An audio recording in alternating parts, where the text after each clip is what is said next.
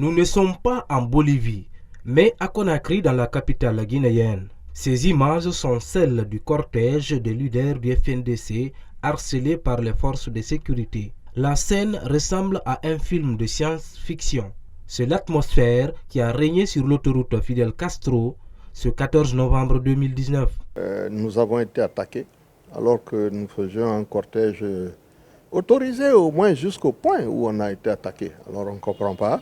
Les jeunes gens criaient, ils voulaient marcher, mais nous étions très loin du point de rupture qui devait être considéré comme étant ce qu'on ne devait pas dépasser, mais il y avait réellement une volonté de nous agresser. Face à l'ampleur de la violence policière, certains leaders du FNDC ont dû abandonner leur véhicule pour se sauver à pied. Un traitement inacceptable pour les militants du FNDC. Certains ont fini par ériger des barricades ça et là, manifestant leur indignation. Moi, ma voiture a été particulièrement agressée. Les gaz lacrymogènes ont étourdi mon chauffeur puisque c'était ouvert. Une voiture de passage qui m'a reconnu dans la voiture, une voiture particulière, m'a tout simplement fait monter dans sa voiture et est parti avec moi. Pendant ce temps, ma voiture a été agressée, les pneus ont été complètement déchiquetés au couteau.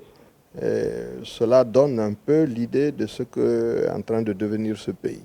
Les leaders promettent de renforcer la garde malgré une journée agitée sous les gaz lacrymogènes et les bottes. Leur objectif, empêcher le projet de troisième mandat et obtenir la libération sans condition des membres du FNDC détenus à la maison centrale.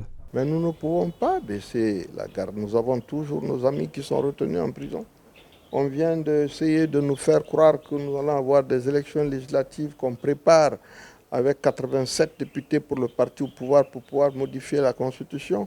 Tout est mis en place ici aujourd'hui pour qu'il y ait une confrontation entre le peuple de Guinée d'un côté et un groupe de gens assoiffés de pouvoir qui veulent soutenir un individu contre 12 millions d'habitants.